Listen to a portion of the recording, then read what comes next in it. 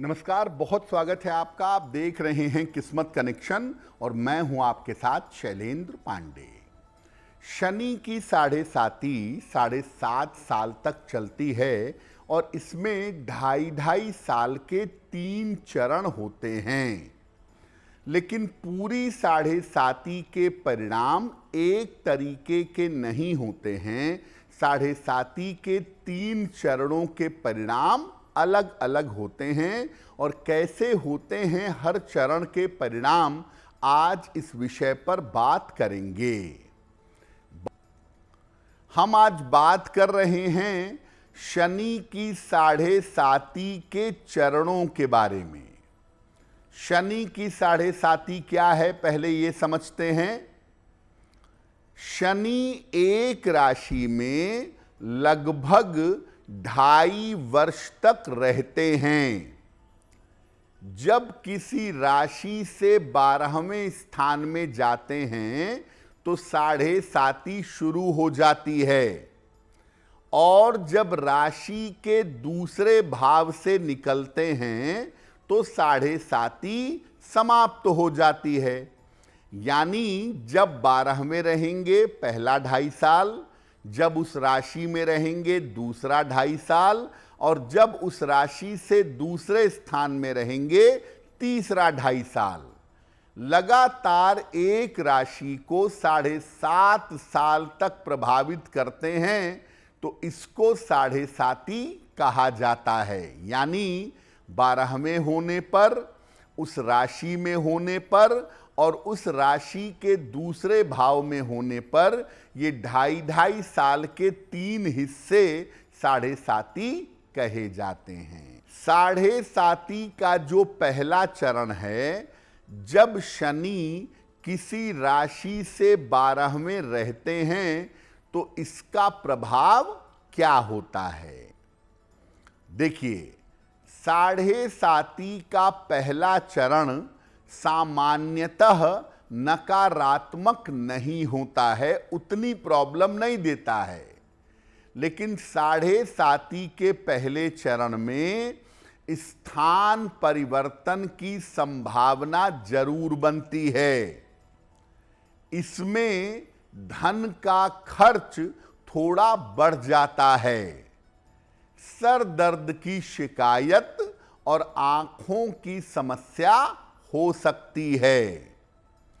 साढ़े साती के पहले चरण से माता पिता की आयु के लिए थोड़ा सा संकट शुरू हो सकता है। पहला चरण जब राशि से 12वें होगा शनि, ये जीवन में बदलाव की शुरुआत करेगा और चाहें या न चाहें जीवन में बदलाव आरंभ हो जाएगा। जैसे इस समय मेष राशि पर साढ़े साती का पहला चरण चल रहा है। पहले चरण में अगर आप हनुमान जी की पूजा करें, हनुमान चालीसा का पाठ करें, हनुमान जी का दर्शन करें तो विशेष लाभ होगा। जब शनि किसी राशि में आते हैं, उसी राशि में पहुंच जाते हैं तो ये साढ़े साती का दूसरा चरण होता है। पहले 2.5 साल बीत चुके होते हैं और अगले 2.5 साल चल रहे होते हैं। साढ़े साती के दूसरे चरण का प्रभाव क्या है। देखिए, साढ़े साती का दूसरा चरण सामान्यतः जीवन में थोड़ा संघर्ष बढ़ा देता है। इस समय में स्ट्रगल बढ़ता है। इसका प्रभाव करियर पर जरूर पड़ता है। इसमें करियर के निर्णयों में और बदलाव में सावधानी रखनी चाहिए। साढ़े साती के दूसरे चरण में वैवाहिक जीवन का भी ध्यान रखना चाहिए, क्योंकि करियर के अलावा ये वैवाहिक जीवन में परिवर्तन ला सकता है। साढ़े साती के दूसरे चरण में अगर आप मेहनत करेंगे तभी आपको लाभ होगा, बैठने से लाभ बिल्कुल नहीं होगा।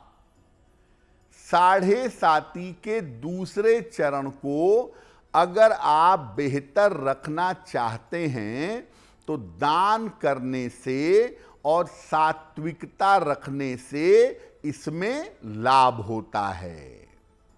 साढ़े साती का दूसरा चरण जरूरत से ज्यादा मेहनत करवाता है और करियर में किसी तरह का बदलाव या करियर में किसी तरह की चीज, बड़ी चीज सामने आ जाती है। जब शनि किसी राशि से दूसरे स्थान में जाते हैं, दूसरे भाव में जाते हैं, तो इसको साढ़े साती का तीसरा और अंतिम चरण कहा जाता है। जैसे अभी कुंभ राशि पर साढ़े साती का अंतिम चरण चल रहा है, तो साढ़े साती के तीसरे और अंतिम चरण का सामान्य प्रभाव क्या है? साढ़े साती का अंतिम चरण सामान्यतः सबसे कठोर, सामान्यतः सबसे ज्यादा कष्टदायक होता है। ये स्वास्थ्य और आर्थिक स्थिति को आम तौर पर उलट पलट कर देता है। जब साढ़े साती का अंतिम चरण चल रहा होता है, उस समय जीवन में बड़े परिवर्तन होते हैं, करियर में, स्थान में, परिवार में। साढ़े साती के अंतिम चरण में सावधानी की सबसे ज्यादा आवश्यकता होती है, क्योंकि अंतिम चरण में दिक्कत की पॉसिबिलिटी ज्यादा होती है। इस चरण में हर तरह की सावधानी जरूर रखनी चाहिए और इस चरण में माता पिता की आयु का और उनके स्वास्थ्य का ज्यादा ध्यान देना चाहिए। साढ़े साती का जब अंतिम चरण चल रहा होता है, उस समय शनि देव की उपासना करने से, सात्विकता से, पवित्रता से रहने से व्यक्ति को लाभ जरूर होता है। तो अगर साढ़े साती का अंतिम चरण चले, विशेष सतर्क हो जाना चाहिए और शनि मंत्र का या दशरथ कृत शनि स्तोत्र का पाठ करना चाहिए और साढ़े साती के अंतिम चरण में पवित्रता और सात्विकता से रहना चाहिए। मांस, मदिरा इत्यादि का प्रयोग नहीं करना चाहिए। अगर आप मुझसे जुड़ करके अपनी समस्याओं का समाधान चाहते हैं और चाहते हैं कि आपकी समस्याओं को ज्योतिष के माध्यम से सुलझाया जाए, तो आप हमसे संपर्क कर सकते हैं, जुड़ सकते हैं एस्ट्रो तक पर।